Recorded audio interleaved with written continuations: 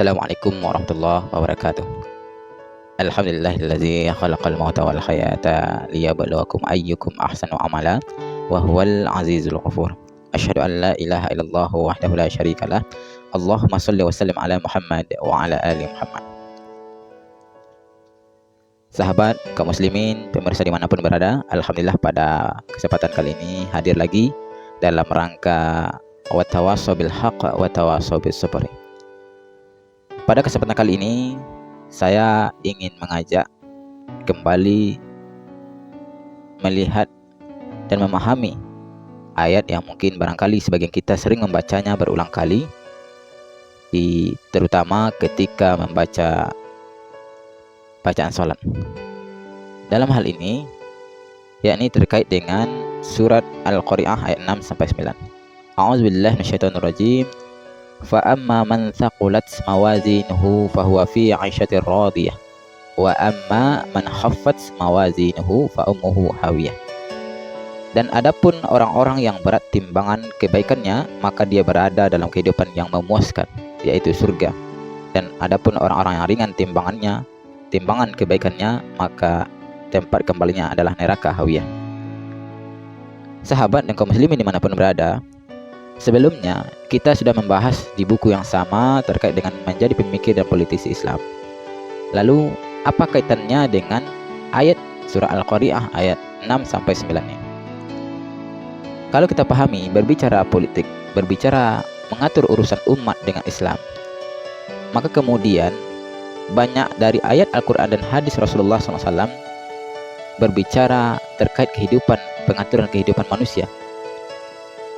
Dalam hal jual beli, dalam hutang piutang, dalam pemerintahan, dalam pendidikan, dalam militer, dan budaya, semuanya diatur dan dijelaskan dalam Islam.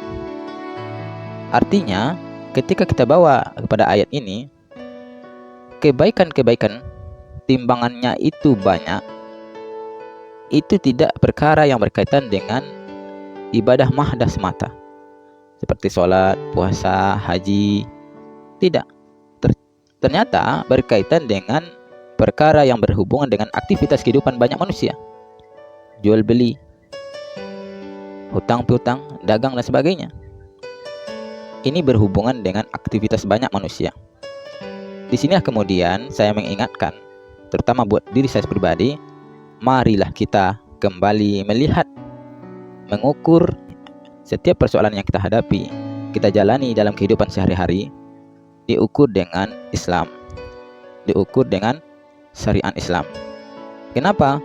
Karena itulah timbangan yang paling berat nanti, baik buruknya maupun baiknya di akhirat. Disinilah pentingnya saya mengingatkan. Masyarakat muslimin rahimakumullah. Dalam suatu hadisnya Rasulullah SAW pernah menyampaikan kepada para sahabat, yaitu bertanya tentang persoalan orang yang bangkrut. Pertama-tama Rasulullah SAW bertanya, tahukah kalian orang yang bangkrut? Para sahabat, sebagaimana kita manusia, biasa akan menjawab perihal dunia, yaitu orang yang tidak punya uang.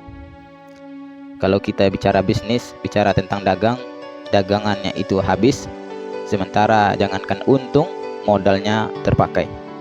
Itulah orang yang bangkrut. Kalau Rasulullah SAW bertanya perihal orang yang bangkrut, tentu jawabannya bukan demikian. Lalu apa dibalik pertanyaan Rasulullah SAW itu? Lalu apa dibalik sebuah pertanyaan Rasulullah SAW? Kemudian Rasulullah menjelaskan orang yang bangkrut adalah dia punya amalan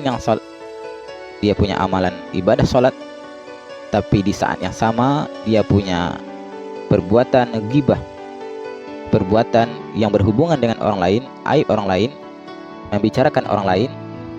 Maka ketika di akhirat dipindahkan pahala sholatnya kepada orang yang pernah digibahi.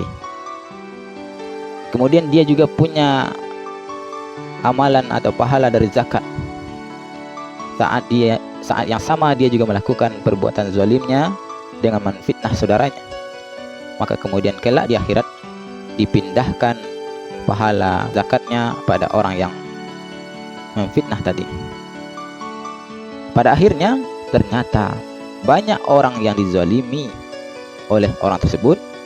Kemudian ketika dia didapati menzalimi orang tersebut, lalu ternyata amal ibadah lainnya tidak ada lagi yang bisa diberikan, maka kemudian orang tersebut memikul dosa yang pernah dizalimi. Pertanyaannya, apa bentuk kezaliman yang pernah dan pasti ada pada seseorang? Tentu perihal yang berhubungan dengan pengaturan kehidupan bermasyarakat. Seorang penguasa misalnya, dia zalim kepada rakyat. Kezalimannya itu banyak orang yang akan terjadi, akan dimarasakan. Maka kebangkrutan dari pahala, kalau dicerna atau dipahami dari hadis ini, akan jatuh pada penguasa. Maka disinilah kehati-hatian seorang penguasa muslim dalam berbuat, bertindak, menetapkan hukum, menetapkan kebijakan, karena khawatir nanti di akhirat mereka akan bangkrut. Maka sebagaimana di ayat tadi dijelaskan surah Al-Qari'ah, Allah Ta'ala mengatakan, a'udzubillahi minasyaitonirrajim, fa amma man thaqulat mawazinuhu fahuwa fi 'ishatir radiyah wa amma man khaffat mawazinuhu fa ummuhu hawiyah. Dan adapun orang-orang yang berat timbangan kebaikannya, maka dia berada dalam kehidupan yang memuaskan.